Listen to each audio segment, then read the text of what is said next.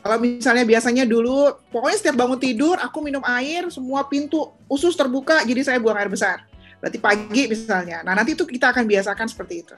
Nanti kalau sudah dibiasakan seperti itu, diet dong Pak. Orang Indonesia tuh kebiasaan makannya nggak karu-karuan. Betul nggak Bu Lili? Makannya banyak banget ya Bu, kita biasanya. Hanya apa aja takut. dimakan, apa aja dimakan, jangan lagi gitu. Maksudnya mulai ada porsinya sendiri, mulai ada jumlahnya, sehingga nanti 8 jam itu kosong gitu. 8 jam kosong. Kalau jadi aktivitas bisa dilakukan sendiri Pak di rumah gitu. Aktivitas apa segala macam bisa dilakukan. Irigasi bisa sendiri kita lakukan. Jadi nggak usah khawatir Pak. Capek juga kalau kantong terus ya. Iya. Banyak kok. Kenapa? Banyak kok kawan-kawan kita yang sudah irigasi sistem terus mereka nggak pakai. Dr. Harikes Buch yang kemarin ada di ASPOA itu dia selalu rajin irigasi sistem. Dia sampai bikin ini alat irigator sendiri ya. Oh, ya, betul. Itulah.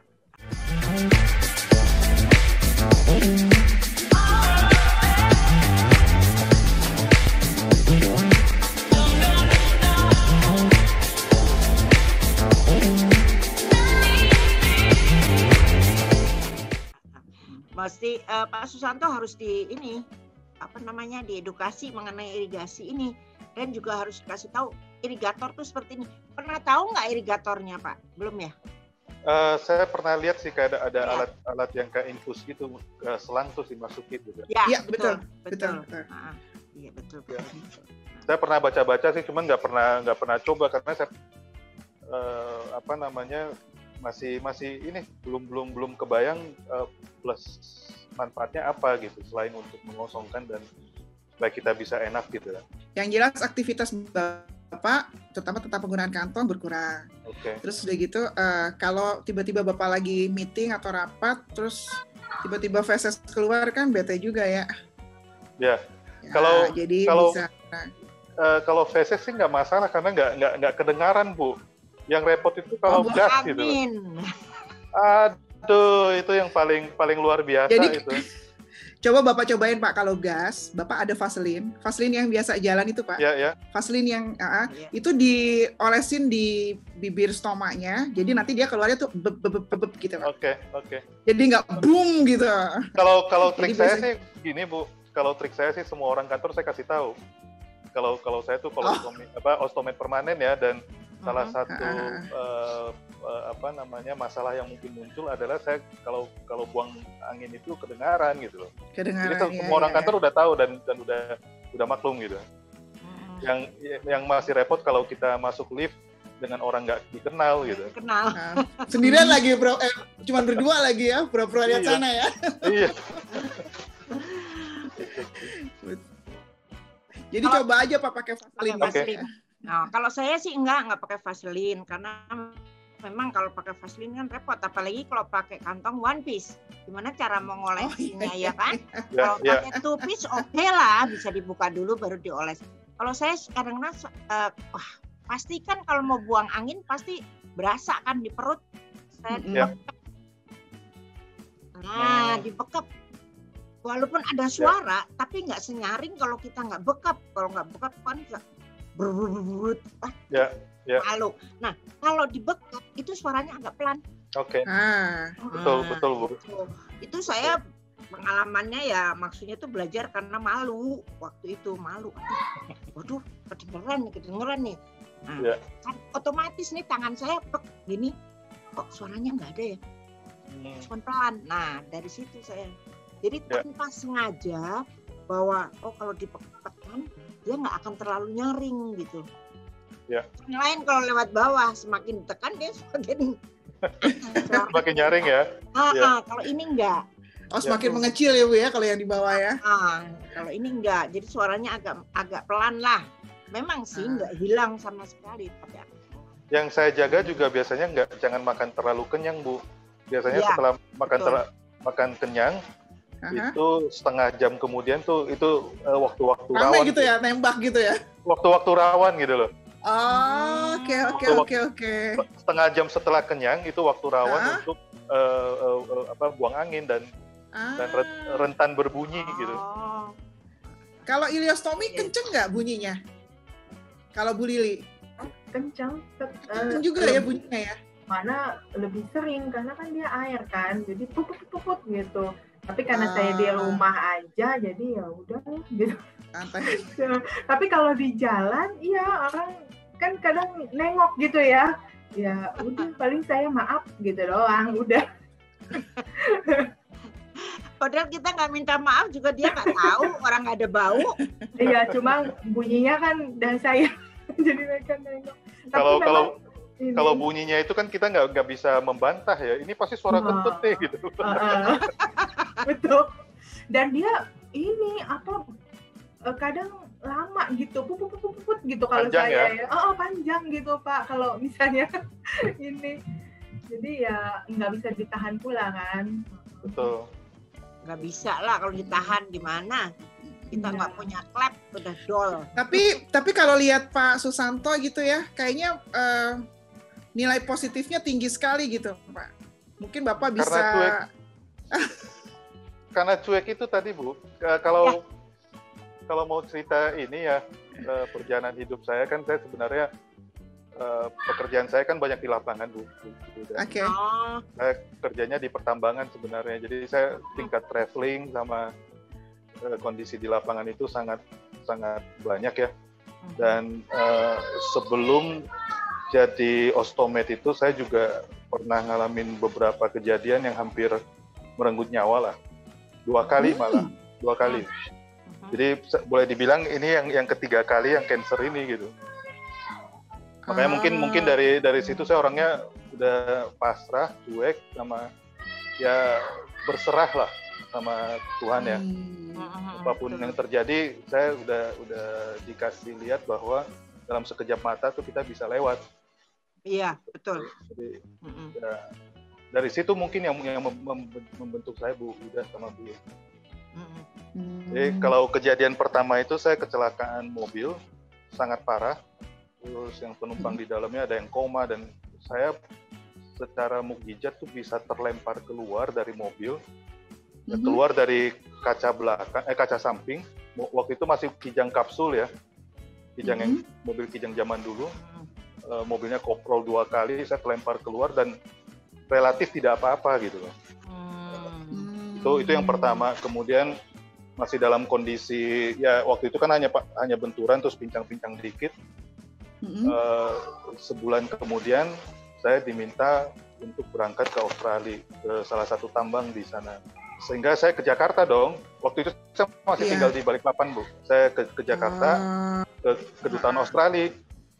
Nah, pas saya baru masuk, kejadian tuh bomnya yang di kedutaan Australia. Gitu.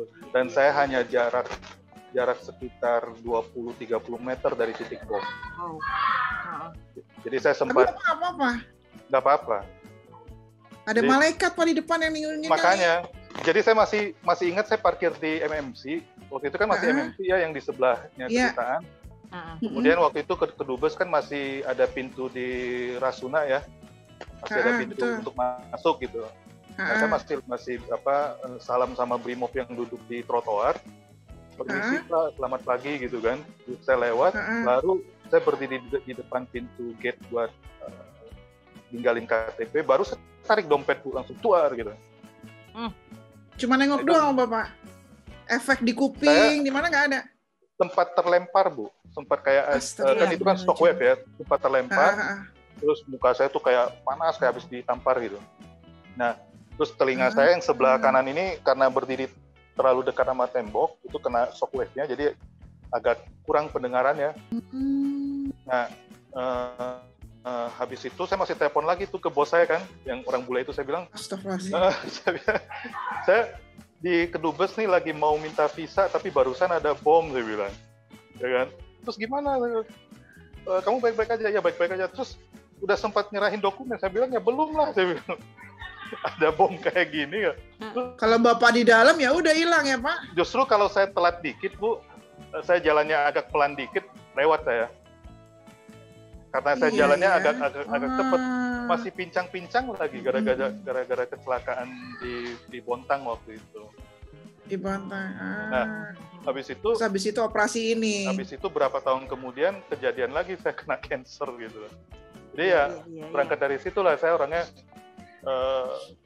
tetap semangat ya dan berusaha menjalani hidup tuh day by day itu sebaik-baiknya. Intinya sih itu sih. Saya udah berprinsip pokoknya yang di atas mau kasih cobaan apapun gue hadapin gitu. Iya, itu yang penting itu. Semangat itu yang penting, karena kalau kita sudah patah semangat apapun ya lewat, sudah. Ya kan? Waktu itu juga saya kalau tidak ingat-ingat, wah harus begini, harus begitu. Kalau dipikir nyawa kita itu udah nyawa saringan, Pak. Betul, Bu. Karena apa? Kalau udah dibilang cancer, harapan hidup tipis. Rata-rata, makanya saya dibilang kamu itu anak yang paling keras kepala. Memang benar. Saya keras kepala, gablek itu istilahnya ya. Jadi mau ngadepin kayak apapun, udah, ya udahlah. Pokoknya yang penting aku usaha. Betul. Aku usaha untuk sehat, aku usaha untuk berobat, udah. Nggak ada down gitu ya? Nggak. Ada, kalau saya sih ada. Tapi kalau Pak Susanto saya nggak tahu. Saya dulu pernah down juga, ngalamin. Mau ke 21 saya ngedrop. Ya kan, karena itu kepikiran, aduh kok begini amat sih nasibku gitu istilahnya. Tapi ya kesininya udah nggak ada lagi lah down-downan, harus up. Ya Pak Susanto ya. Betul, Bu. Ya. Harus maju terus, Bu. Ya. Iya, betul. Kita mundur juga salah. Udah susah. Ini kayak mundur. Iya, kayaknya nanti someday kalau sudah COVID sudah selesai, kayaknya kita bikin itu itu aja apresiasi jalanan. Isinya para motivator osteomed semua yang ngomong. Boleh. Ada yang mau ngeband, ada yang mau apa gitu ya. Kita harus kumpul, kita harus ketemu gitu loh. Istilahnya itu kita bisa ngobrol yang benar-benar tatap muka ya Pak ya. Mudah-mudahan Betul. Berlalu. Ya. Yang penting itu mungkin kita mesti bantu orang-orang yang menjelang operasi ya. Jadi itu kan 1001 pertanyaan itu. Dan itu yang harus kita bantu untuk jawab. Iya. Contoh lah, misalnya ntar saya bisa tengkurap nggak setelah saya operasi kalau udah stoma. Ntar hubungan suami istri bagaimana dan segala macam pertanyaan-pertanyaan itu banyak sekali dan saya orang-orang yang mau operasi itu kan pasti kasihan dan kalau mereka nggak menemukan jawaban itu mungkin yang bisa bikin mereka down. Ya. Karena udah nakut-nakutin diri sendiri. Betul. Terus kalau umpamanya bertanya kepada orang yang sebetulnya tidak tahu, tidak paham, itu juga akan membuat mereka makin kebingungan. Betul. Saya nanya perawat saya kok sus nanti begini nggak? Ya dia jawabnya standar karena mereka kan nggak punya kan gitu. Ya. Jadi kebetulan di acara ini kami pernah juga berbincang dengan seorang ibu atau bapak yang kebetulan punya stoma dan mereka pasutri gitu. Dan waktu saya tanya bagaimana untuk hubungan suami istri, baik-baik saja. Ya memang mungkin ada perbedaan di mana di perbedaannya. Nih masalahnya juga Lili juga. Kayaknya kalau udah hot nggak lupa kok Bu. Lili juga bisa ditanya ini. Ya nggak apa ya. Dengan suaminya, gitu kan.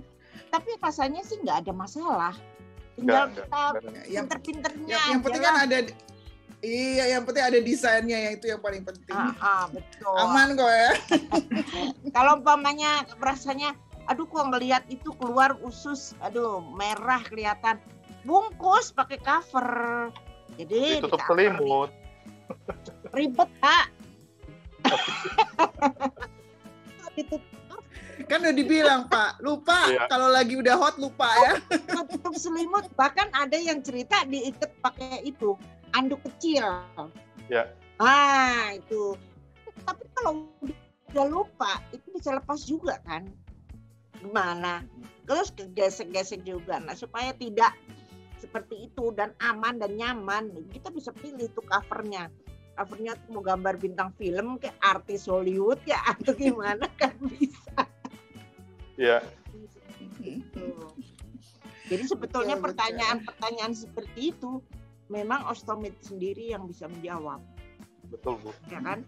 Kalau perawatnya nanti ditanya, terus ada lagi yang nanya-nanya soal kemo. Masing-masing orang beda, nggak akan sama hasilnya, reaksinya, side effect-nya itu beda semuanya. Jadi tidak sama. Ada yang tapi yang paling penting harus pengobatan ya Bu ya. Harus. Yang penting harus pengobatan. Jangan lari dari pengobatan ya. Aku sih menurut aku sih harus itu. Kalau disarankan kemo, jalani kemo. Saya rasa yang paling penting mental Bu sama pikiran. Betul. Pikiran. Karena dulu kan waktu saya kemo yang pertama ya, saya kebetulan waktu itu di Penang dan rumah sakit khusus kanker. Semua yang datang itu udah entah ringan atau berat, udah datangnya nangis duluan. Iya, udah datangnya dengan muka sedih, dengan nangis. Dan dari waktu itu kan kita kebanyakan memang orang Indonesia, saya banyak ngobrol-ngobrol. Terus di entah sesi keberapa udah pada mulai hilang tuh. Kita tanya ada yang udah meninggal, ada yang gini gitu. Jadi atau putus pengobatan karena bayar sekolah, Pak. Kalau dulu. Bisa aja. Kalau sekarang udah BPJS, harusnya enggak ya? Iya. Tapi memang mental itu sangat penting sih. Jadi kalau pikirannya sudah macam-macam, ntar gue mati nggak ya? Kalau ntar efeknya gini gimana ya? Segala macam, terus mual dipikirin, itu yang parah. Ya. Tambah. Saya kalau yang sekarang itu, saya sampai diomelin istri ya, karena saya bilang sama dia, setelah makan minum obat Seloda yang kanker itu Bu, itu kan bikin mual tuh. Betul. Setelah saya minum itu, saya selalu bilang, pokoknya pulang gue mau makan Padang, gue bilang nasi Padang. Makanan yang saya suka gitu. Nah, setelah itu malah saya segar gitu. Nggak masalah sih mau makan apa saja. Nah, satu hal lagi Pak. Berarti orang menghadapi kemoterapi lebih baik tidak tahu ceritanya, tidak tahu side effect-nya. Kalau dia tahu side effect, istilahnya gitu, dengar ceritanya begini, cerita dari sini begitu, itu pikirannya sudah lain-lain, sudah macam-macam. Aku nanti bagaimana ya? Nah, lebih baik hadapi dulu soal side effect belakangan. Iya. Tapi kan masalahnya sinetron nih ya. Di sinetron kan terlalu dramatisir tuh kalau kemoterapi atau radiasi itu kan kayaknya menakutkan gitu ya. Padahal sebetulnya kalau kita hadapi dengan hati yang gembira, enjoy, maksudnya itu nggak usah mikirin macam-macam. Ya baik-baik saja gitu. Bisa lewat gitu ya. Masalah itu bisa lewat ya. Saya 24 kali fine-fine aja. Walaupun side effect-nya macam-macam, diare, mual, yang pusing, yang lemes, yang nggak doyan makan, yang semua dirasain. Tapi ya karena saya nggak tahu, pikir saya aku harus sehat, cuman itu aja. Betul. Tapi pas COVID gini tetap jaga-jaga kan ya? Iya dong. Pasti Bu. Harus jaga-jaga. Karena mau nggak mau kan kita comorbid ya. Berarti kan harus prediksi diri sendiri. Iya, kan terus udah gitu kita nggak dapat vaksin kayak gitu kan nggak bisa. Nggak usah, ngapain sih? Aku tuh penyintas imunitas karena aku gangguan imun kan. Nggak dapat vaksin lah. Kalau aku dapat vaksin ya langsung bengong nanti. Jadi sebenarnya mau itu cancer, mau tadi kondisis atau jenis penyakit yang lain, sebetulnya kita semua dapat cobaan yang hampir kurang lebih mirip sama gitu ya. Hanya memang cara menyikapinya tadi ya. Kalau aku lihat Bapak Ibu bertiga nih boleh dibilang luar biasa gitu ya dalam menyikapi rasa sakit. Jadi istilahnya apa ya? Dinikmati gitu ya Bapak Ibu ya. Iyalah. Pasti itu lewat gitu ya. Pasti lewat. Dihadapin. Iya. Dihadapin segala sesuatu itu akan indah pada waktunya. Ya Pak Susanto ya. Betul. Nah. Betul Bu. Terus satu hal lagi yang jadi masalah dari ostomid, di samping tadi Pak Susanto menyampaikan bahwa awal awalnya itu harus dikasih edukasi dulu nantinya seperti apa. Terus ini kalau umpama kata udah jadi ostomed, problem yang kedua muncul, kantong. Itu merupakan problem ostomed sekarang. Betul nggak Pak Susanto? Mungkin kalau orang yang mampu, maaf nih, kalau yang mampu bisa beli banyak di luaran, banyak beli. Tapi kalau yang nggak mampu, kasihan. Mereka sampai pakai kantong plastik dikasih double tip. Ada yang cuman kemarin itu saya tahu ada yang cuman pakai itu loh, apa namanya, asa yang di buat tempel, terus diikat kayak ikat gitu. Jadi bisa bayangin aktivitas dia juga ini menjadi ostomed seperti itu. Pertama adalah kantong. Yang kedua, stigma orang menjadi ostomed itu nggak bisa hilang. Kalau kita ngaku nih, aku ada stoma, aku pakai kantong di perut. Orang itu tanggapannya udah beda. Kantor-kantor kita ngelamar kerja, pengalaman banyak nih. Bukan karena apa, aku juga pernah ngalamin ngelamar kerja susah dengan kondisi seperti ini dengan sebagai ostomed. Kemarin ada satu lagi yang anak muda, itu otaknya luar biasa, betul, pinter. Karena dia suka ikut ini loh, apa namanya, lomba matematika, itu apa namanya, olimpiade matematika. Itu kan luar biasa kalau bilang. Tapi dia ngelamar kerjaan, dinilainya dari bahwa dia ostomed. Ya karena kan memang kan perusahaan kan kalau menanggung masalah kesehatan itu kan ada BPJS. BPJS kan hanya itu aja, bukan butuh lain transport. Udah gitu kan kinerja mungkin mereka peak-nya tuh tinggi yang diminta. Apa sih peak-nya tuh Bu Lili tuh yang pengusaha, Pak Susanto yang pengusaha. Apa sih targetnya? Bukan, kadang-kadang begini ya. Satu perusahaan tidak hanya memerlukan apa namanya keterampilan fisik. Ada kan yang memerlukan otak. Siapa tahu dia itu lebih jago dalam bidang ini, dalam bidang katakanlah akuntansi. Itu kan nggak memerlukan fisik istilahnya, tapi otak. Gitu loh maksud saya. Maunya enggak. Ya kalau yang itu sih Bu Yuli agak susah juga karena tergantung dari posisi dan jenis pekerjaan yang dilamar ya. Kalau misalnya pekerjaannya butuh banyak di lapangan, orang-orang perusahaan kan akan otomatis berpikir ostomed itu dalam tanda kutip sebagai orang cacat ya. Iya. Mereka akan melihatnya seperti itu, sehingga akan ada resiko kalau saya mempekerjakan Anda, kemudian saya menugaskan Anda di lapangan, tahu-tahu mati di tengah jalan, kan saya repot gitu sebagai perusahaan gitu. Jadi itu nggak bisa disalahin sih. Mungkin saran dari saya kalau untuk yang ostomed yang kesulitan untuk mencari pekerjaan, ya coba disesuaikan pekerjaannya Bu. Iya betul. Jadi kalau misalnya dia ingin jadi yang banyak di lapangan, ya mungkin harus diurungkan niatnya gitu loh. Iya. Karena ini yang saya ceritakan adalah bahwa dia itu memang tidak apa namanya melamar kerja bukan untuk lapangan istilahnya gitu. Tapi dia itu untuk istilahnya tuh kalau umpamanya matematika atau apa tuh otomatis kan dia masuknya ke bagian accounting lah apa. Bahkan dia bercita-cita saya melamar kerjaan di mana-mana ditolak. Suatu ketika saya akan bikin sendiri lapangan pekerjaan, akan mempekerjakan ostomed. Itu cita-cita yang, waduh, saya bilang bagus, luar biasa gitu. Ya. Benar.